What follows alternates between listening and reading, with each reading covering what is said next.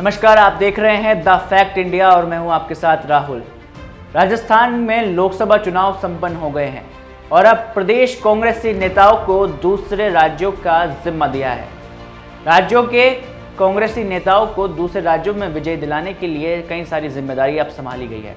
वहीं उत्तर प्रदेश की सबसे हॉट सीट माने जाने वाली अमेठी की जिम्मेदारी राजस्थान की राजनीति के जादूगर और पूर्व मुख्यमंत्री अशोक गहलोत को दी गई है। अशोक गहलोत ने राजस्थान के कई दिग्गजों व चुनाव प्रबंधन के माहिर नेताओं को अमेठी बुला रखा है, जहां अशोक गहलोत की मॉनिटरिंग में अमेठी का चुनाव लड़ा जा रहा है। साथ ही गांधी परिवार के सबसे भरोसेमंद किशोरीलाल शर्मा को उम्मीदवार अमेठी लोकसभा सीट से बनाया गया है। अब सवाल है कि क्या गहलोत व उनकी टीम अमेठी में कांग्रेस को विजय दिला पाएगी या नहीं। देखिए खास रिपोर्ट। राजस्थान की राजनीति के जादूगर और पूर्व मुख्यमंत्री अशोक गहलोत को कांग्रेस ने चुनाव प्रभारी बनाकर अमेठी लोकसभा सीट पर भेजा है। रायबरेली और अमेठी लोकसभा सीट कांग्रेस की प्रतिष्ठा का सवाल बन गई है, क्योंकि दोनों ही गांधी परिवार की सीट मानी जाती हैं।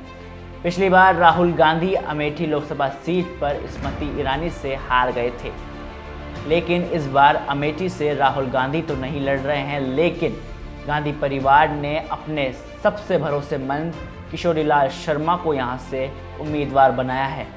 किशोरी पहला चुनाव लड़ रहे हैं। ऐसे में कांग्रेस ने अमेठी में अशोक गहलोत के हाथ में चुनाव लड़वाने की कमान सौंपी है।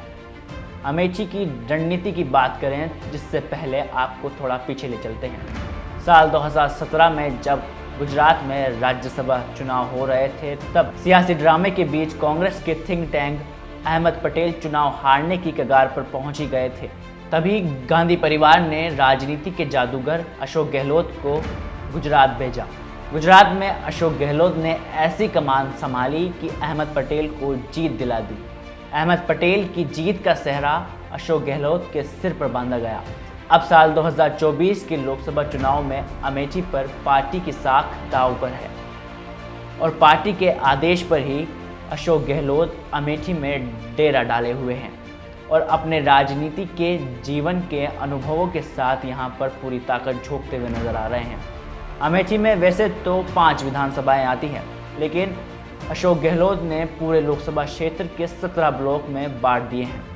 इन ब्लॉकों में राजस्थान से बुलाए गए कांग्रेसी नेताओं को भी लगाया है, जिनमें विधायक भी शामिल है, तो लोकसभा चुनाव प्रत्याशी भी हैं।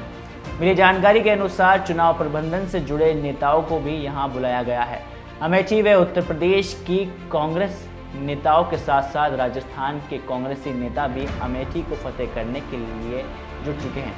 50 से अधिक राजस्थान के कांग्रेसी नेता अमेठी में घर घर जाकर दस्तक दे रहे हैं। 7 साल के बाद अशोक गहलोत को एक बार फिर से कांग्रेस ने प्रतिष्ठा के सवाल पर बनी हुई अमेठी लोकसभा सीट पर ऑब्जर्वर के तौर पर उतारा है। अशोक गहलोत ने जब एक टीवी इंटरव्यू में पूछे गए सवाल किया गया कि एक सीट को जीतने के लिए एक पूर्व मुख्यमंत्री को क्यों प्रभारी बनाया गया है, तो इस पर गहलोत ने 2 शब्द बोलकर खामोश हो जाते हैं और पार्टी का आदेश है ये कहकर उस बात को टाल देते हैं और फिर कहते हैं कि मैं पार्टी का सुनिश्चित सिपाही हूँ और मेरे 50 साल के सियासी जीवन में मैंने वही किया है जो पार्टी ने मुझे करने को कहा है।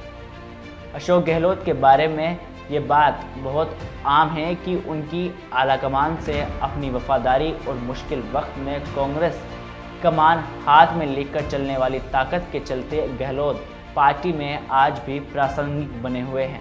अशोक गहलोत के बारे में ये बात बहुत आम है कि उनकी आलाकमान से अपनी वफादारी और मुश्किल वक्त में कांग्रेस की कमान हाथ में लेकर चलने वाली ताकत के चलते गहलोत पार्टी में आज भी प्रासंगिक बने हुए हैं। यही वजह है कि राजस्थान की सत्ता गंवाने और फोन टेपिंग से लेकर विधायक दल की बैठक नहीं होने वाले आरोपों के बावजूद भी आज भी गांधी परिवार के सबसे करीबी माने जाते हैं गहलोत। अमेठी में पार्टी उनके तजुर्बों का भरपूर फायदा उठाना चाहती है और खुद अशोक गहलोत अमेठी की गलियों और मोहल्लों में निकल पड़े हैं। प्रियंका गांधी के साथ लगातार चुनावी प्रचार प्रसार कर चुनावी माहौल बना रहे हैं।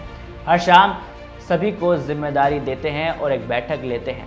साथ ही गहलोत ने अपने सबसे भरोसेमंद धर्मेंद्र राठौड़ को पूरा चुनाव का समन्वयक बना रखा है।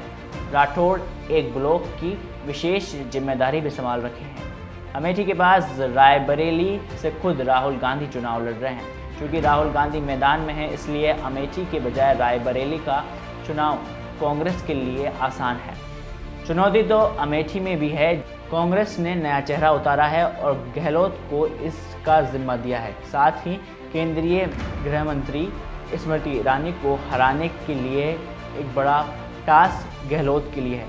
ऐसे में गहलोत ने बड़ी चुनौती को देखते हुए चुनाव के माइक्रो मैनेजमेंट पर भी खासा फोकस किया है।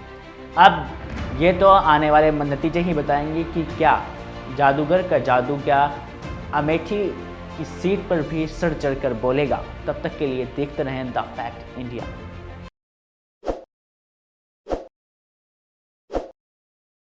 ताज़ा खबरों के लिए विजिट करें द फैक्ट इंडिया की वेबसाइट और डाउनलोड करें द फैक्ट इंडिया ऐप।